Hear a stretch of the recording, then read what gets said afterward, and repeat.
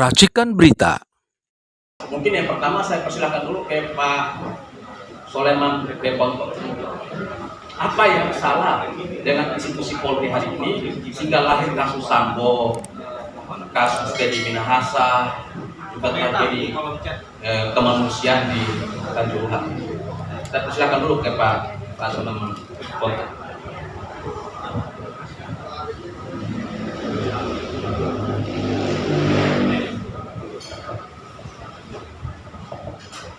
Terima kasih. Assalamualaikum warahmatullahi wabarakatuh.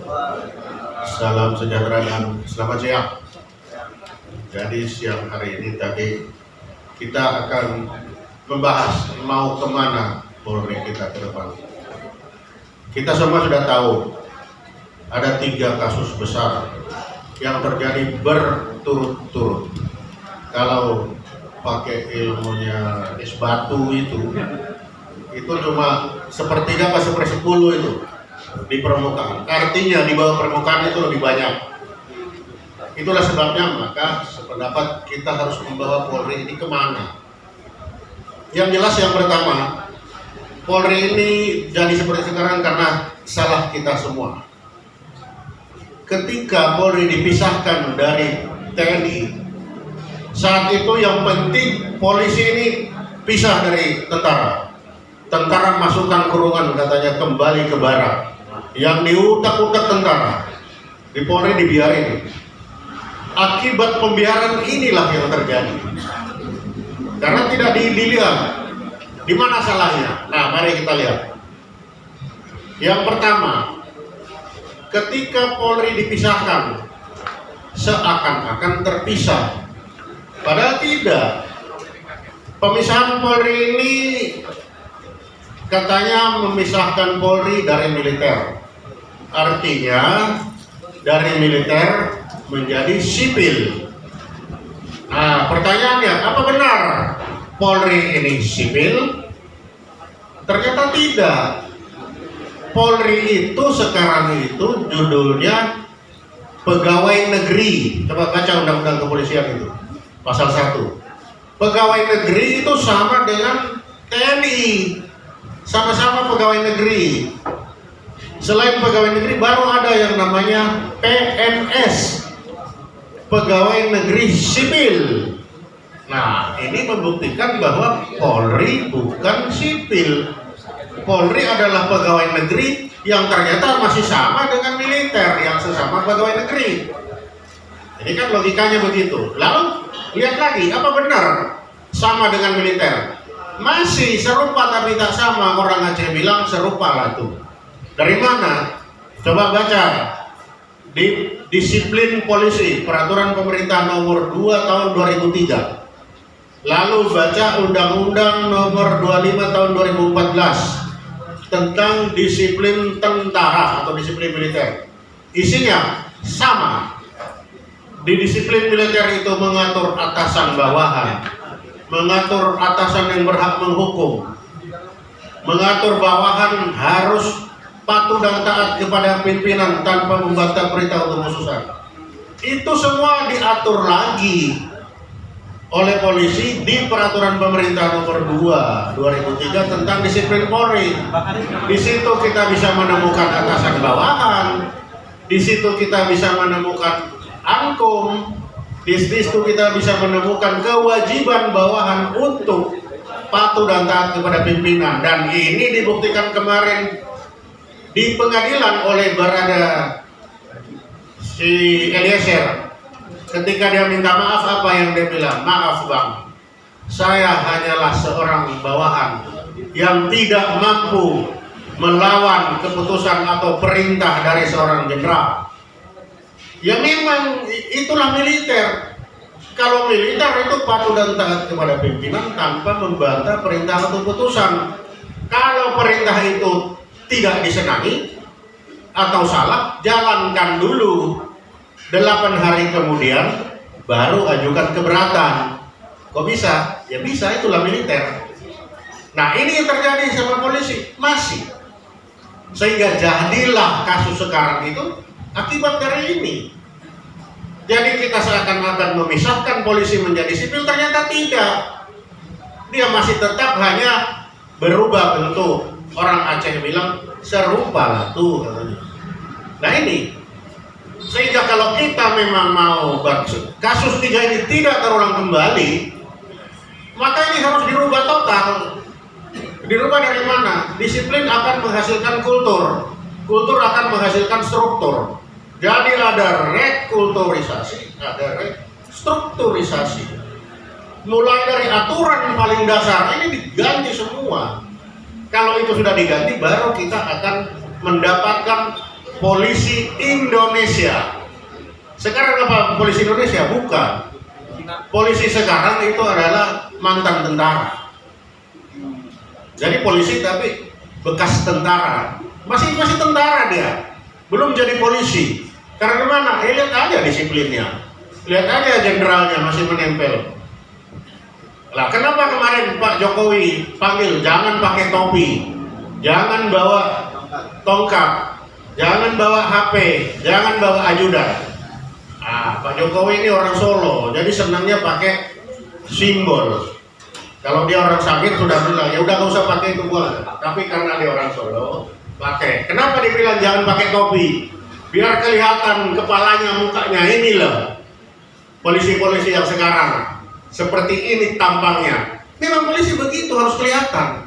Lain kayak kita sipil, militer, apalagi intelijen. Harus jadi tukang bakso di pinggir jalan, dorong-dorong itu kan. Itu. Tapi kalau polisi tidak bisa, harus kelihatan ini loh mukanya. Seorang polisi.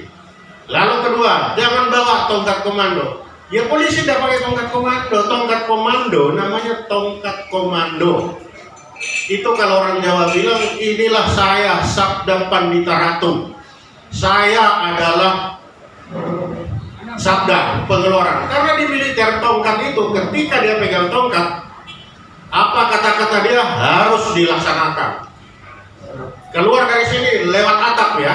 Ya keluar dari sini lewat atap, tidak lewat pintu. Ketika dia sudah memegang tongkat komando. Itu adalah lambang dari kekuasaan. Nah polisi tidak boleh. Polisi ini kalau diperintah kamu keluar lewat atap, oh tidak bisa Pak. Aturannya harus lewat pintu. Jadi saya harus lewat pintu. Harus seperti itu. Maka judulnya kepala polisi, bukan komandan. Kalau komandan, saya komander, saya Sabda Pandita Ratu, apa kata-kata saya? Itu militer. Ini tidak terjadi. Tapi di polisi kan masih dengan tongkatnya itu. Nah ini tidak boleh. Itulah sampai Pak Jokowi, jangan dibawa tongkatnya.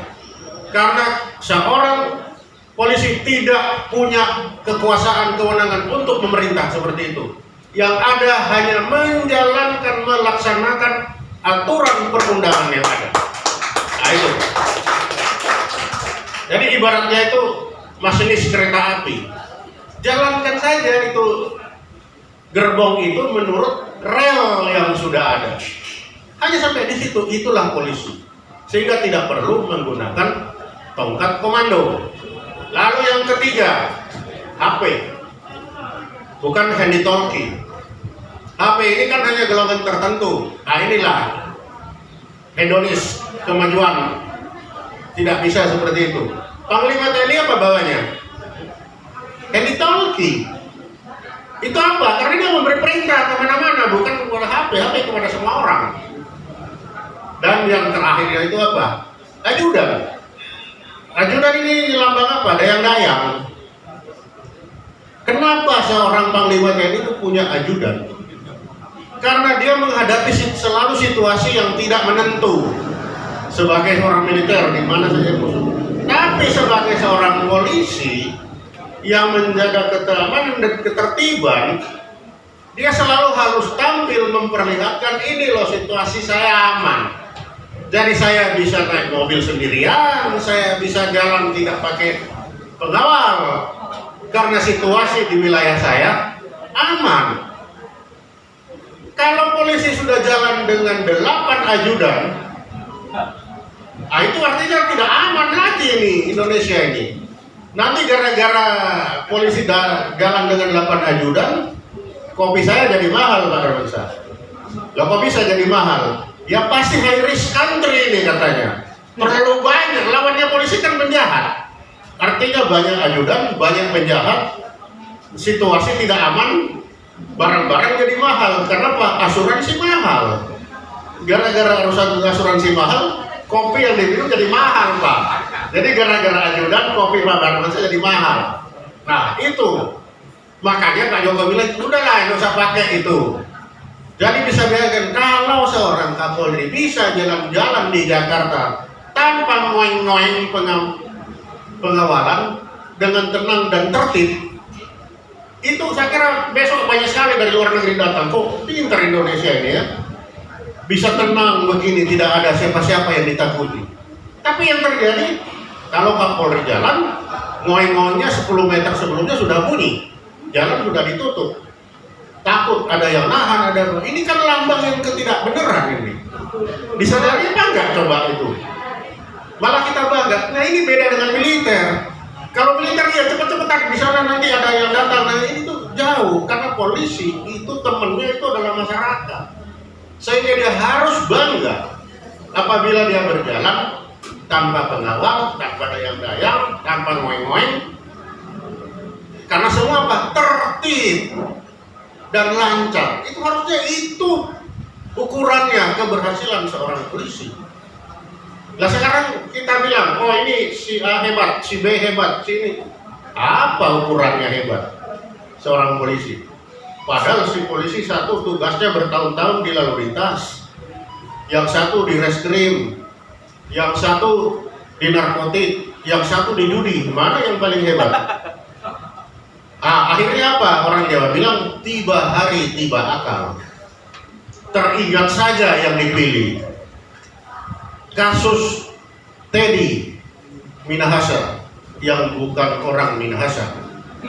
Nah ini kasus yang sangat menarik bagi saya. Nah, iya. Kenapa? Karena penempatan seorang Kapolri lalu beberapa hari kemudian langsung ditangkap itu betul-betul luar biasa. Karena apa? Saya selama dinas untuk menempatkan seorang menjadi panglima di satu wilayah itu 6 bulan sebelumnya kita sudah memeriksa, melihat sejarahnya. Apa ini track recordnya? Itu 6 bulan sebelum dia ditempatkan. Sampai hari terakhir, Wanjakti, ada enggak dosa-dosanya? Ya saya tukang catat dosanya. Makanya saya tahu. Begitu tidak ada dosa, oke, putuskan, diangkat. Lalu tiba-tiba 2 hari 3 hari kemudian ditangkap. Nah orang yang paling salah ya waktu harusnya. Jadi kalau ini terjadi artinya apa? Ada data, ada informasi yang tidak sampai kepada Kapolri. Kan ini pembuktian. Artinya apa? Ada kesengajaan atau memang tidak ada sistem di dalam polisi ini. Ini sistem situasi yang membuktikan. Ini tidak ada sistem. Jadi apa judulnya? Tiba hari tiba akal. Teringat langsung diangkat. Dan ini dikonfirmasi oleh Pak Susno. Apa Pak Susno bilang? Ada Kapolda yang 2-3 kali Kapolda terus. Iya iyalah pantas kalau tiba hari tiba akal. Kalau tidak ada sistem. Tapi kalau ada sistem 6 bulan sebelumnya itu sudah dibikin aturannya. Tapi masalahnya di polisi sekarang ini siapa yang terbaik, siapa yang bagus. Saya belum lihat orang-orang dari intelijen polisi itu jadi Kapolri. Nah, jadi apa standarnya itu? Tidak ada. Lalu kasus dari pelajaran kanjuruhan ya. Dari situ apa yang bisa saya dapat? Waktu saya di Angkatan Laut, selalu kalau ada latihan, kalau ada operasi, yang pertama sebelum berangkat yang kita lihat dulu pertama itu adalah standar operation prosedur. Prosedur dulu dalam latihan L1 itu dulu kita cek. Jadi misalkan kalau kemarin di Kanjuruhan, nggak ada sepak bola, kita periksa dulu, coba lihat standar operasi prosedurnya seperti apa.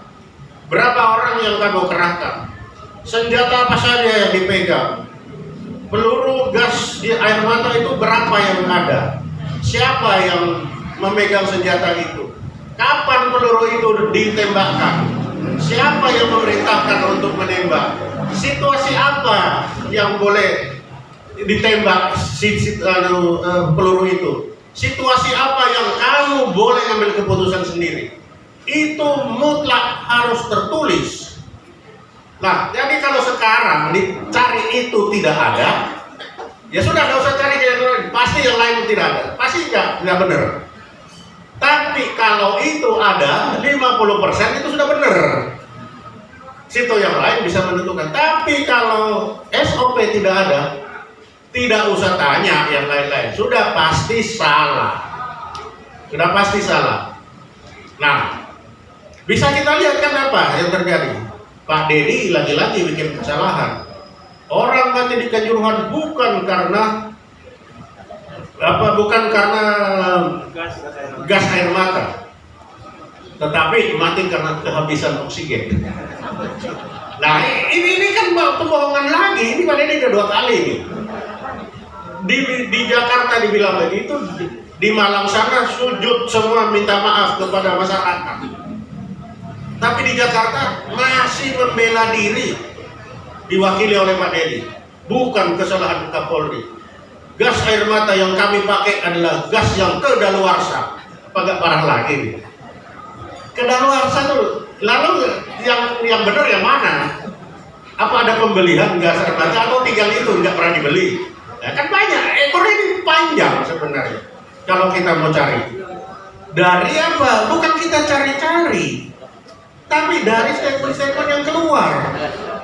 Dari situ aja saya sudah dapat banyak sekali itu kalau mau saya bongkar itu. Jadi ini yang pokok-pokok saja. Nah, dari situ kita sudah dapat. Ini kesalahan yang dapat. Lalu kalau kesalahan Pak Sambo sudahlah itu. Orang sudah mati, Tuhan pun dia bohongi. Bukan ditembak katanya. Itu memang kasus paling parah itu.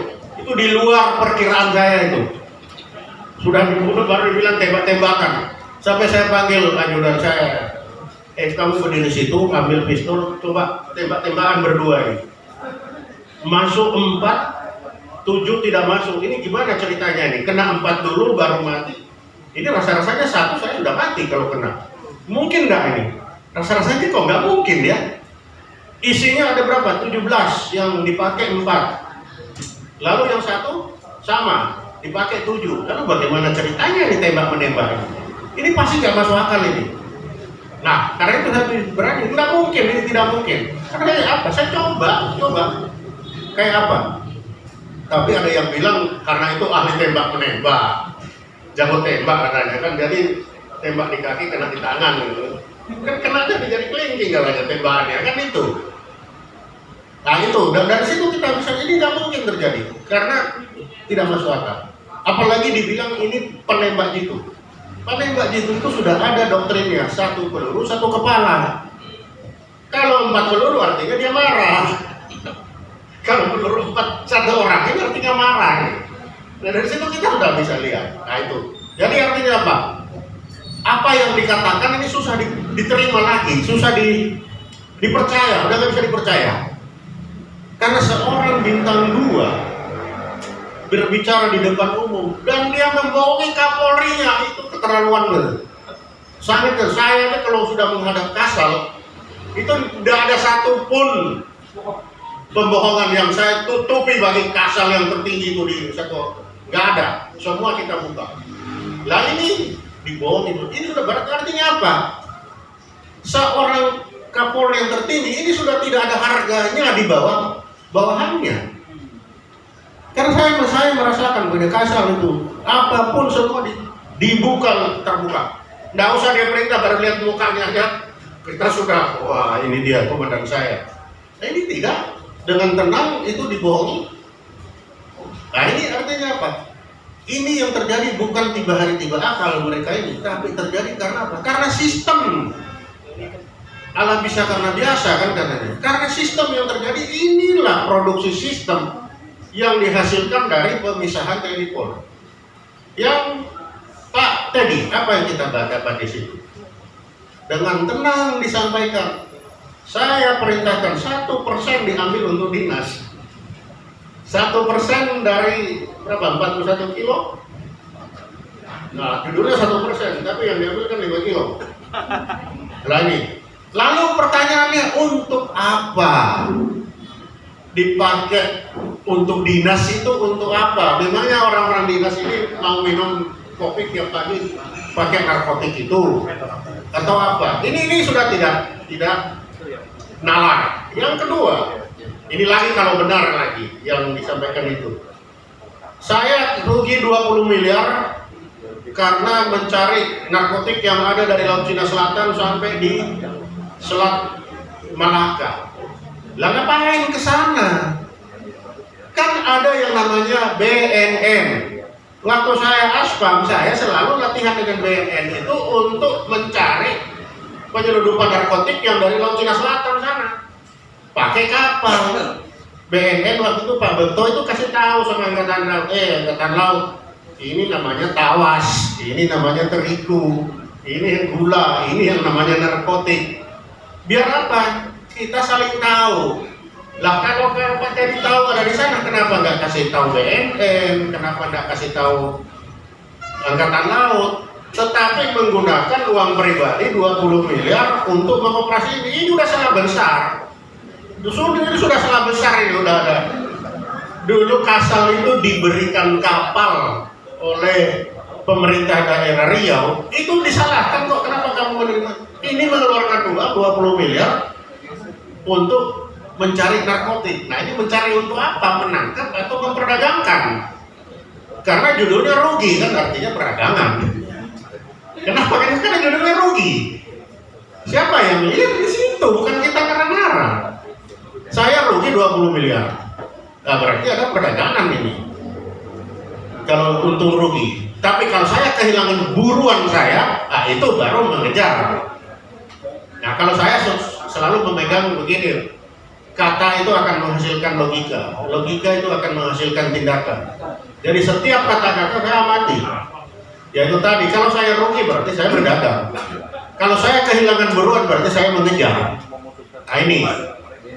Jadi dari kasus 3 ini, kita sudah bisa lihat bahwa ini sudah rusak sistem yang di dalam itu.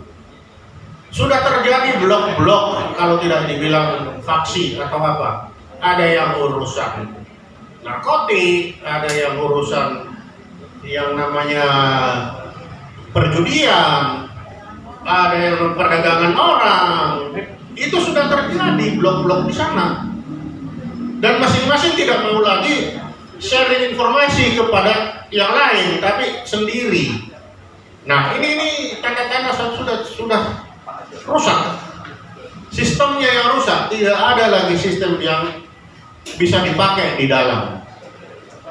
Ini pembuktian. Sehingga kalau ini dibiarkan, ya kita tinggal tunggu waktu lagi akan terulang. Sehingga bagaimana ke depan? Ya kalau ke depan yang pertama tadi kita lihat dulu aturannya. Diganti dulu itu, dicabut dulu itu PP nomor 2 2003, direvisi. Setelah itu direvisi baru kita lihat. Ini polisi 450.000 span of control itu kayak apa itu? Ini sama dengan ada polisi Eropa yang begitu banyak. Dengan 450.000 orang harus mengurus. Kita ada 403 berapa suku bangsa ini. Dari sekian suku ada berapa banyak budaya. Pada polisi ini kerjanya itu kan ada di sekitar wilayah-wilayah tertentu yang berbudaya sama di wilayah tertentu. Nah, apakah kita akan tetap menggunakan sekarang si penugasan itu lintas dari Aceh tiba-tiba ditaruh di Papua, dari Papua di Miangas, dari Miangas tiba-tiba di Rote? Apakah masih begitu? Apakah masih relevan? Ini kalau militer menempatkan militer itu di mana saja itu relevan. Kenapa? Karena militer itu tidak pernah tahu di mana dia akan bertempur, sehingga dia harus disiapkan di segala medan. Tetapi bagi polisi dia sudah tahu tempatnya. Selamat siang Pak. Ya, selamat datang. Kalau polisi tempat penugasannya dia sudah tahu, sudah pasti. Nah, sehingga apakah kita masih akan mempertahankan seperti sekarang, nah ini tugas kita bersama melihat apakah masih. Sebagai contoh, Angkatan Laut. Angkatan Laut ini agak beradaptasi dengan situasi. Apa itu? Dulu Angkatan Laut itu hanya hidup di kapal-kapal. Jadi penugasannya taruh di kapal, orang itu diambil dari mana-mana di kapal. Sekarang dia menyadari ada namanya posal-posal yang ada di pulau-pulau. Yang di pulau itu juga harus ditaruh orang.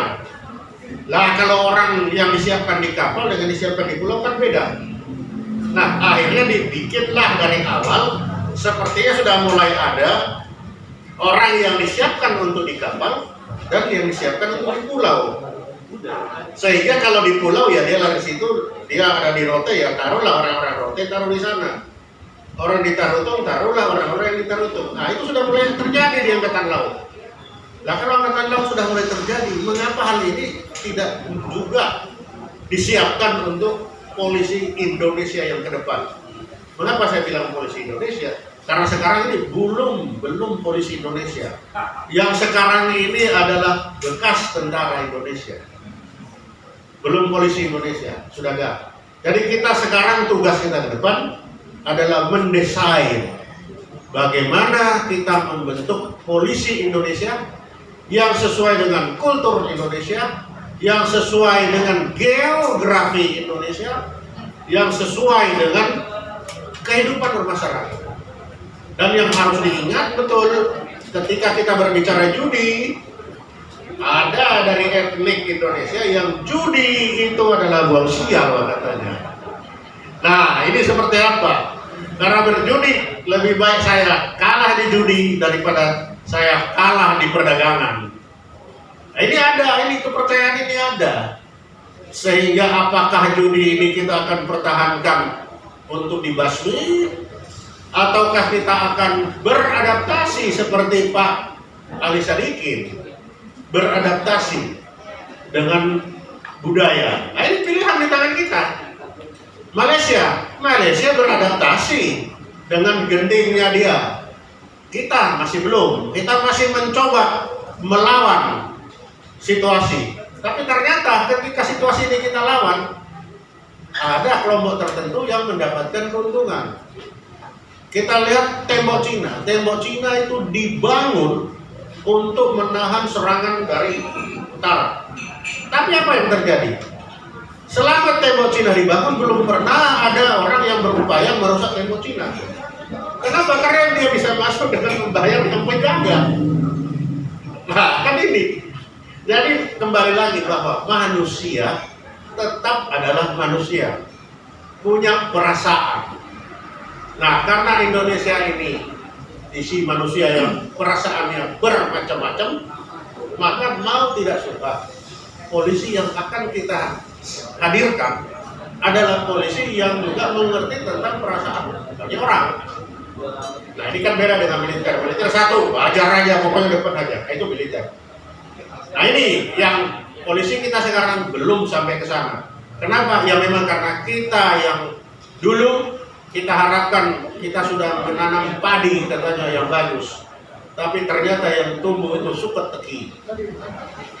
Dari ke depan, mari kita mencoba, kita bersama berpikir bagaimana membangun polisi Indonesia yang sesuai dengan kultur, budaya, dan geografi bangsa Indonesia.